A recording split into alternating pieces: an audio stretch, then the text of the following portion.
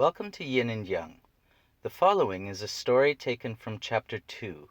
I have called it A Sparkly Summer Morning. I hope you enjoy it. It is a cloudless morning in early summer. Though the air is crisp, heat from the sun collects into a blanket of warmth, hovering just above the chill wall. Bobby stands with his body pressed against the side of the house, cool on his chest and warm at his back. He has a red plastic bowling pin in his right hand. Bobby reaches up the side of the house. His stretched out arms pull his shirt up, exposing his bare belly, which rubs against the speckled bits of white stone and colored glass. Bobby runs his free left hand along the rough surface, glittering in the sun like crusty vanilla mint ice cream. With his other hand, he sweeps his bowling pin upward in arcs, trying to cover as much of the studded surface as he can. The bowling pin bounces and scrapes smoothly over and back. He is 3 years old, immersed in the physical pleasure of his world. "I'm magic," Bobby said, as if he were talking to himself. Without looking, Joey, the neighbor boy, replied, "No, you're not." Joey crouched to the nearby ground, poking the black soil with a broken bit of branch. "Yes." Bobby turned from the wall and stood before Joey, who kept poking and scratching. "I am," Bobby insisted, standing over Joey. "I'm magic." Without looking up and continuing to dig in the dirt, Joey simply replied, "No." His childish manner wasn't argumentative, merely factual.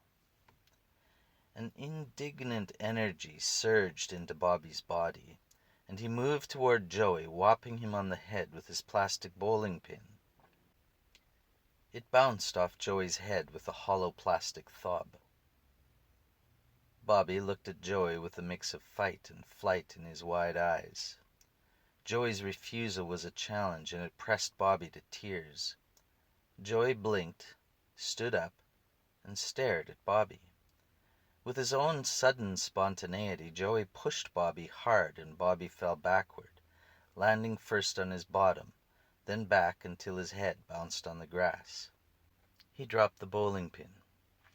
Bobby got up and searched out his bowling pin, but was distracted by another motion on the green grass ahead to his left.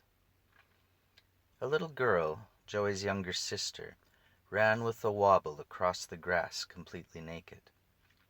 Her arms were in the air as she giggled with pleasure. Her blonde curls shone in the light of the bright sun, and as she turned, Bobby saw something astonishing. Between her legs there was nothing like what he had.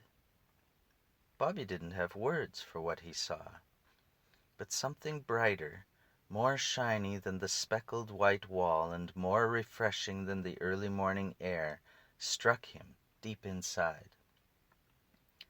Bobby felt drawn.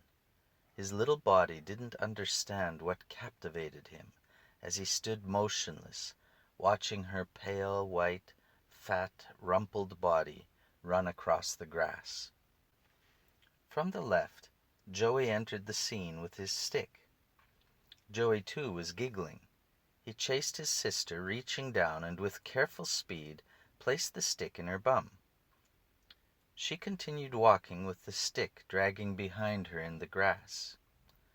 Her arms had lowered, and her fingers spread as she walked haltingly. Her face contorted with confusion, and her steps were no longer light and happy. Joey laughed and pointed at her. Bobby stood watching, his feeling of joy clouded over. He wanted to go back to his house and hide.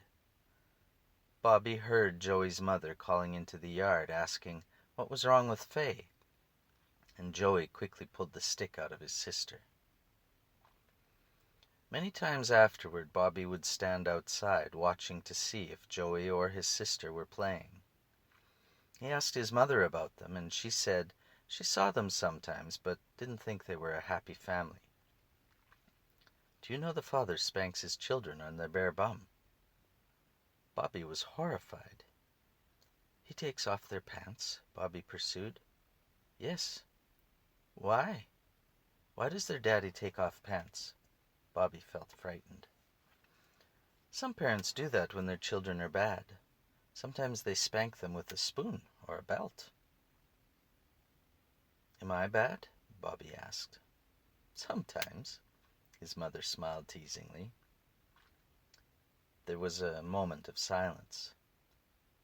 "But you don't take down pants?" Bobby probed. "No, we don't take down pants. Maybe we should.